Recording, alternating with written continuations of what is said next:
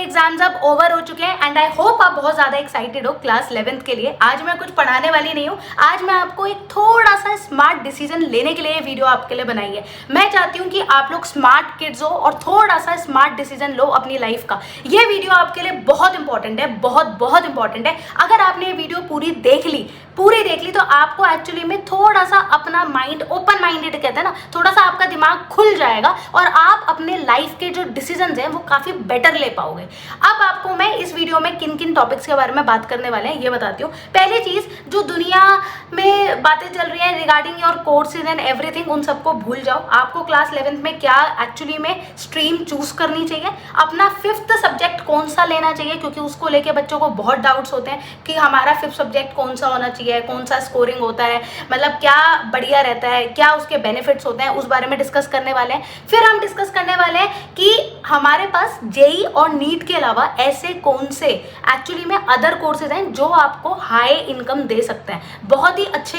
High income courses और काफ़ी creative fields हमारे पास कौन सी होती है, उन बारे में भी हम बात करने वाले हैं। ठीक है, अपार्ट फ्रॉम दिस एक और चीज़ के बारे में मैं बात करूंगी जो क्लास 11-12 के बच्चे एक्चुअली में थोड़ा लैक करते हैं, क्योंकि उन्हें आई थिंक प्रॉपर गाइडेंस नहीं मिल पाती है। बट मैं ये वीडियो में आपको प्रॉपरली इन शॉर्ट समझाऊंगी कि अपने डिसीजंस को कैसे स्मार्ट ले सकते हो। ठीक है, चलो आज के बारे में पहला टॉपिक हमारा है कि क्लास 11th में कौन सा सब्जेक्ट ले, कौन सी स्ट्रीम ले। भाई साइंस ले, कॉमर्स ले, आर्ट्स ले, मेरे को कोई गाइड करने वाला नहीं था, बट मैं तुम लोगों को थोड़ा सा गाइड करना चाहती हूँ। देखो भाई, पहली चीज, और लोगों की बातों में आके कि और लोग क्या सब्जेक्ट ले रहे हैं, या फिर ऐसा होता ही है यार, क्लास में 50 बच्चे हैं, 50 बच्चे आपको बोलेंगे कि देखो मेरे दोस्त ने मतलब कि वो लिया साइंस लिया, तुम भी साइंस ले लो।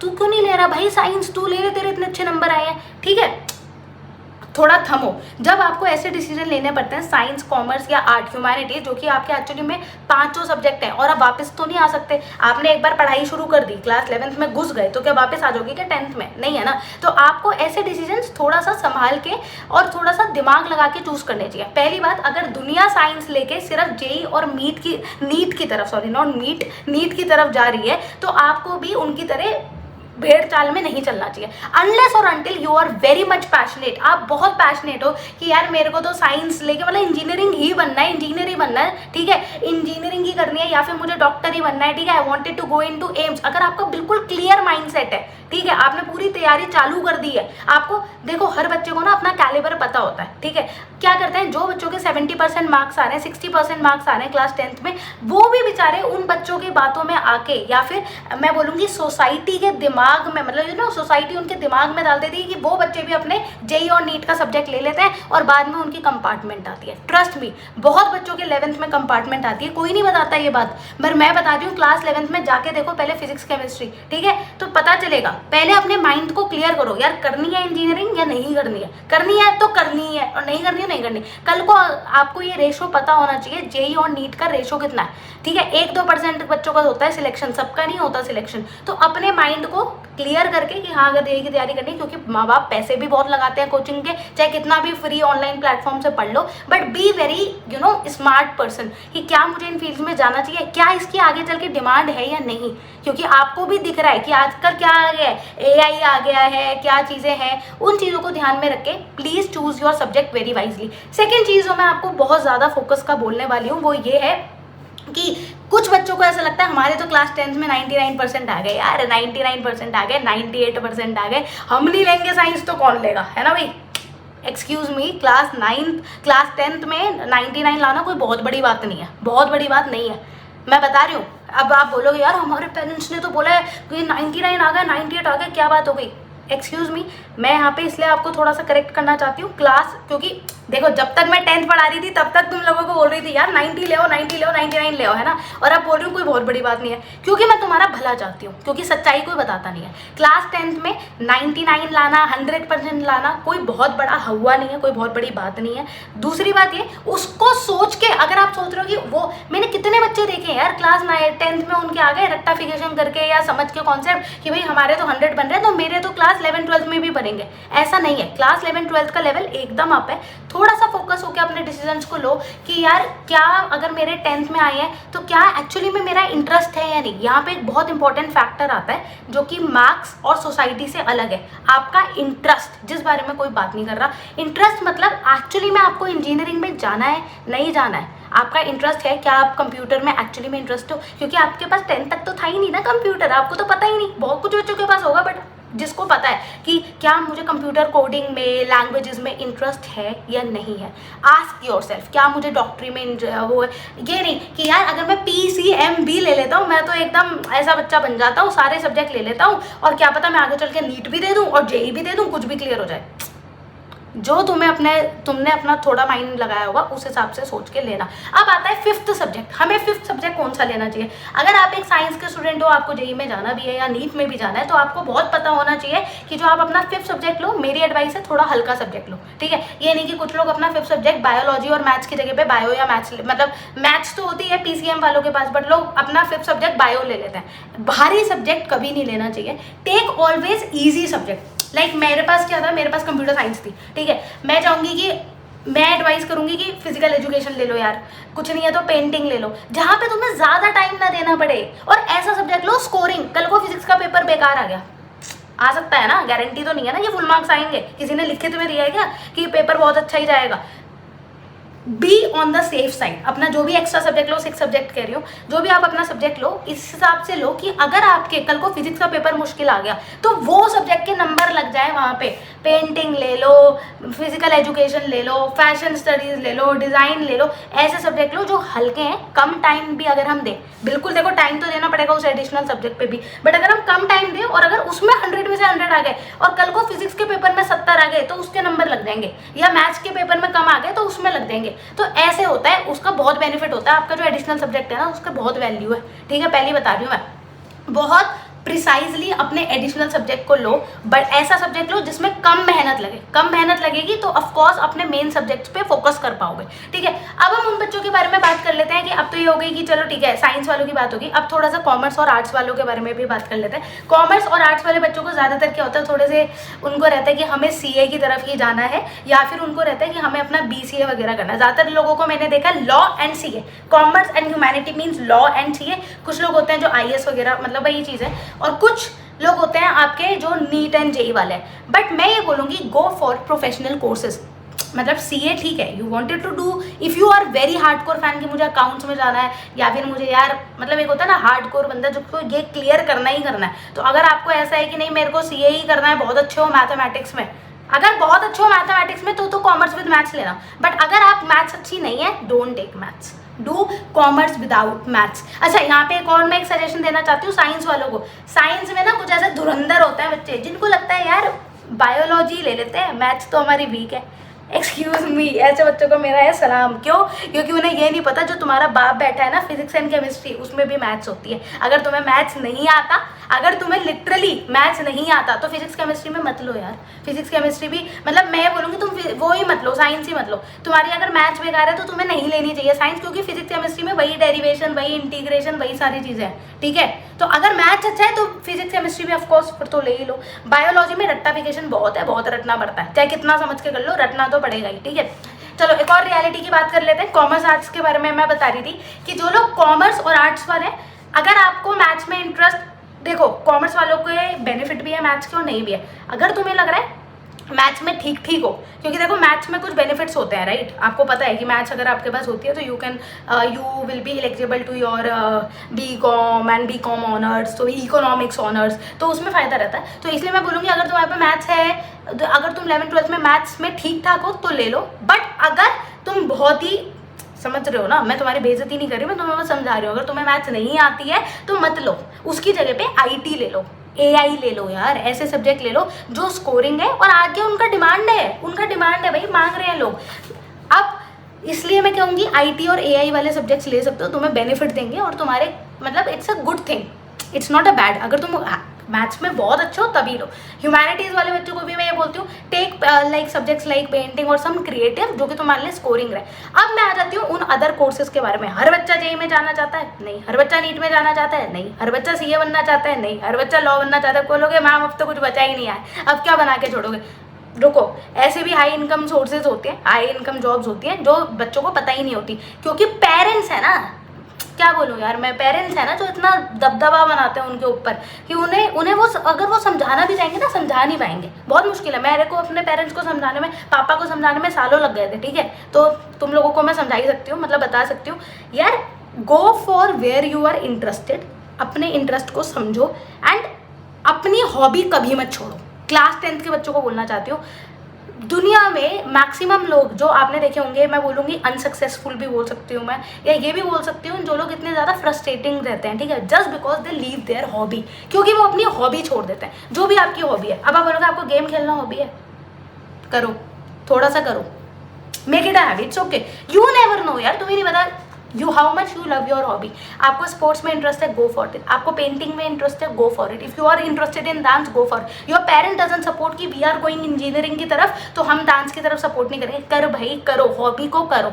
कोई टीचर नहीं बोलेगा, मुझे पता है कोई टीचर नहीं बोलेगा कि अपने पढ़ाई पे फोकस करो, 24 घंटे पढ़ो, सब यही बोलते हैं। मैं ये बोल रही हूँ अपनी हॉबी को करो, क्योंकि वो टीचर है पुराने जमाने के, वो तुम्हें सिखाएंगे कैसे तुम दलदल में घुसो और वहां पे जाके अटक जाओ और निकाल तुम्हें कोई नहीं पाएगा। मैं तुम्हें बोलूंगी अपनी हॉबीज को करो। एंड अब आप बोलोगे कि आप एक ऐसे टीचर हो जो हमें गलत राह दे रहे हो, बट मैं आपको बोलूंगी आज से 5 साल बाद, 6 साल बाद you will be thankful to me. इसी वीडियो पे आके बोलोगे आपने मुझे बहुत सही बात बोली है। हॉबी को करो, मैं बताऊंगी अभी क्यों। हॉबी को करो प्रैक्टिस, अपना टाइम डिवाइड करो, पूरे दिन पढ़ो। अगर तुम्हारे पेरेंट्स कन्विंस नहीं हो रहे हैं ना, मुझसे बात करवा दो, मैं बोल दूंगी कि इसको प्लीज हॉबी करने दो, 2 घंटे 3 घंटे हॉबी पे फोकस करने दो दिन के, यार हफ्ते में दे लो 2-3 घंटे, कोई बुराई नहीं है। स्पोर्ट्स खेलो, कोई बात नहीं, ठीक है। अगर तुम्हें स्पोर्ट्स में थोड़ा सा स्पोर्ट्स खेलो, बल्कि स्पोर्ट्स खेलना अच्छा ही है, हेल्थ के लिए भी अच्छा होता है। अगर तुम्हें पेंटिंग का इंटरेस्ट है वो करो, अपनी हॉबी को फोकस करो। सेकेंडली, यहाँ पे जो मैं बहुत इंपॉर्टेंट बारे में बात करने वाली हूँ, apart from your hobbies is your other courses. इसके अलावा आपके क्या क्या कोर्सेज हैं जो हाई डिमांड, हाई पैकेजेस पे हैं। पहली चीज़, आजकल AI data science, again engineering वाले लोग लेते हैं, जो कि आगे जाके इंजीनियरिंग जिनके पास नहीं होती है, लाइक कंप्यूटर वाली नहीं मिलती है, दे एक्चुअली वो एडिशनल कोर्स कर लेते हैं into your data science and AI। अभी के टाइम पे बूम पे, अभी बूम पे, इस चीज़ की मैं गारंटी नहीं ले रही हूँ कि आज से 10 साल बाद भी बूम पे रहेगा, क्योंकि हर चीज़ का एक देखो ग्राफ आता है। एक टाइम पे इंजीनियरिंग बहुत ज़्यादा थी, अब तो देख रहे हो ना कितना रिसेशन चल रहा है, लोगों को निकाला जा रहा है, IIT वालों की नहीं लग रही है जॉब, पैकेजेस नहीं बढ़ रहे हैं, ठीक है, क्योंकि अब क्या आ रहा है, AI आ रहा है, तो मैक्सिमम चीज़ें आर्टिफिशियल इंटेलिजेंस कर रही हैं, तो अभी बूम पे AI और डेटा साइंस के बाद अब मैं जो आपको सेकंड कोर्स बताने वाली हूँ वो है आपका UI UX, जहाँ पे आप क्या करते हो, ऐप को डिजाइन करना, कि अगर एक बंदा ऐप को खोलेगा तो उसके बाद कौन सी आपको अलग अलग पेजेस दिखते हैं ना, जैसे एक एप्लीकेशन में या वेब पेजेस दिखते हैं, वो सबको डिजाइन करने का जॉब होता है UI UX। आजकल काफी अच्छी सैलरीज भी मिल रही है, तो it's a very good interesting job. तीसरी जो आपकी बहुत इंटरेस्टिंग जॉब आती है वो आपकी आती है स्टॉक मार्केट की। It's not about job, it's about stock market is a skill. तो आपको किन स्किल्स पर फोकस करना चाहिए, जैसे कि मैंने बोला कि आपको UI UX हो गया, AI हो गया, इसी तरीके से एक स्किल होती है स्टॉक मार्केट। अगर आपको ये लोग नहीं बताएंगे या बोलेंगे कि ये बेकार की चीज है, बट मैं बोलूंगी हर बच्चे को या हर किसी को, अगर आप फाइनेंस में घुसना चाह रहे हो, इवन इफ अगर आप नहीं घुसना चाह रहे हो, तो फाइनेंस की नॉलेज होनी चाहिए। You should know about stock market. Stock market के बारे में आपको पता होना चाहिए। बहुत लोगों को बहुत लेट पता चलता है, बट मैं आपको बोल रही हूँ start focusing on stock market. ये एक स्किल है, इसको सीखो। जितना भी है, आपको पेपर ट्रेडिंग करना है, कुछ भी करना है, स्टॉक मार्केट को सीखो, और जितना ग्राउंड लेवल पे सीखोगे उतना आपके लिए आगे लॉन्ग टर्म में बेनिफिट देगा। चौथी जो आपको स्किल्स पे फोकस करना चाहिए वो होता है, आजकल का आपको दिख रहा है जमाना है वीडियो एडिटिंग का, तो वीडियो को एडिट करना, VFX animations very much on the boom, because of course any time लोग देखेंगे। आपको पता है आधी से ज़्यादा दुनिया क्या है, खाली है, तो जो लोग खाली है वो लोग अपना नेटफ्लिक्स हो गया, ये हो गया, देखेंगे। Go into story telling, go into animation. अगर आप क्रिएटिव फील्ड की तरफ हो, एनिमेशन VFX की तरफ जाओ। Any time your fourth stream is your fashion design. Fashion design में इसलिए बोलती हूँ फैशन या textile, because the industry is big, ठीक है। If you are very passionate into creative fields, अगर आपको क्रिएटिव मतलब गारमेंट्स में बहुत शौक है, गारमेंट्स के साथ खेलने का बहुत शौक है, डिजाइनिंग का बहुत शौक है, तो आप इंटीरियर्स या फिर फैशन की तरफ जरूर जा सकते हो, because again people are putting money into houses, people are putting money into architect. तो जब वो ये सब चीजें बनाएंगे तो अच्छा डिजाइनर भी चाहिए। तो अगर आप क्रिएटिव फील्ड की तरफ झुके हुए हो तो इन सब चीजों की तरफ आपको जाना चाहिए। फाइनेंस की तरफ हो तो स्टॉक मार्केट हो गया, इंजीनियरिंग की तरफ हो स्पेशली, बट उतने अच्छे नहीं हो, बट अगर आपको उस फील्ड में जाना है तो AI डेटा साइंस हो गया। तो ये स्पेशल कोर्सेज आपको पता होने चाहिए, दीज आर स्किल्स। तो स्पेशल स्किल्स आपके पास होनी चाहिए। एडिटिंग हो गया, तो ये सारी चीजें आपको लॉन्ग टर्म में, बेसिकली लॉन्ग टर्म में क्या, आप अपना 11th 12th में साथ साथ अपना इन स्किल्स के ऊपर काम करा, इन स्किल्स पे काम करके पोर्टफोलियो बना के you can do internships, direct internships मिलती है। इसमें किसी का टाइम नहीं चाहिए। ये ऐसी चीज़ है, इनके लिए किसी के लिए आपको रुकने की जरूरत नहीं है डिग्री का। If you have a very good work अपना डिजाइनिंग का, UI UX का, फैशन में या इंटीरियर में, directly you can apply for internships, ठीक है। क्योंकि मुझे ऐसा लगता है कि आजकल कोई ऐसा रह नहीं गया है कि एक बच्चा जो 12th करेगा बहुत अच्छे कॉलेज से करेगा, जिसका बहुत अच्छा काम होगा, बहुत अच्छी डिग्री होगी, हम उसी को देंगे। अब ऐसा रह नहीं गया इंडस्ट्री में, क्योंकि अगर आपके पास अच्छा पोर्टफोलियो, अगर आप बहुत अच्छे हो और आपने एक अच्छा स्किल बिल्ड करा है, पीपल आर रेडी टू पे you, not an issue. People of course लोग देने के लिए तैयार है अगर आप अच्छा काम कर रहे हो, और इसमें आपको एक स्पेसिफिक कॉलेज की ज़रूरत नहीं है अगर आपके पास काम बहुत अच्छा है। अनलेस और अनटिल अगर आप एक इंडस्ट्री डोमिनेट काम कर रहे हो तो बात अलग है, ठीक है। नेक्स्ट चीज़ मैं यहाँ पे बात करने वाली हूँ, मैंने आपको कुछ कोर्सेज के बारे में बताया कि एंटरप्रेन्योरशिप और बिजनेस के बारे में भी मैं बता रही हूँ आपको। If you wanted to go into business, अगर आपका माइंडसेट है कि मुझे आगे चल के बिजनेस में जाना है, चाहे वो आपका फैमिली बिजनेस हो या खुद का बिजनेस है, learn entrepreneurship, this is also a skill. कैसे आप एक एंटरप्रेन्योर बन सकते हो, कैसे अपना खुद का बिजनेस खोल सकते हो।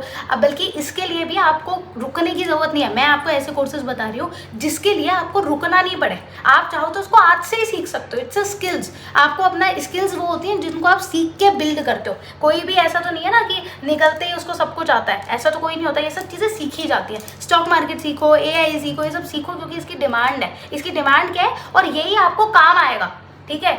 एक टाइम के बाद यही सारी स्किल्स आपको आगे जाके काम आएंगी। अगर आपको पता है बिजनेस के बारे में, पता है एंटरप्रेन्योरशिप के बारे में, पता है, हो सकता है आज आप बिजनेस करने के लायक नहीं हो फॉर एग्जाम्पल, बट एक टाइम के बाद once you get a lot of money, आपने अपने सैलरीज से अपना कमा लिया, नाउ यू कैन स्टार्ट। तो अगर आपको एंटरप्रेन्योरशिप बिजनेस के बारे में पता होगा, वॉच शार्क टैंक, ऐसे चैनल्स देखो जो आपको सीखने को मिले, मूवीज ऐसी सीखो जो आपके दिमाग को खोले, ना कि rather than just putting your mind into one stream. तो मेरा बस ये वीडियो बनाने का एक ही मकसद था कि आप बच्चों को और चीज़ों के बारे में भी नॉलेज हो। फाइनेंस की नॉलेज होनी चाहिए आजकल हर इंसान को, मैं कह रही हूँ। अगर आप नहीं हो फाइनेंस की फील्ड के, बेसिक फाइनेंस पता होना चाहिए। कितना टैक्स कटता है, कहाँ कटता है, क्या GST होता है, क्या SCT होता है, ये सब आपको पता होना चाहिए। तो बेसिक फाइनेंस की नॉलेज, IT की नॉलेज होनी चाहिए। हर कोई सिर्फ एक फील्ड में मत चलो। अगर आपको IT की नॉलेज नहीं है आज के टाइम में तो इट्स वेरी बैड। तो नॉर्मल कंप्यूटर की नॉलेजेस, AI की नॉलेज, बेसिक, मैं ये नहीं कह रही कोडिंग, पर क्या क्या टूल्स है, क्या क्या एप्लीकेशन है, इसके बारे में आपको पता होना चाहिए। Video editing is a skills, ये आपको पता होना चाहिए, ठीक है। तो ये सारे कोर्सेज आपको आगे चल के वेरी बेनिफिशियल।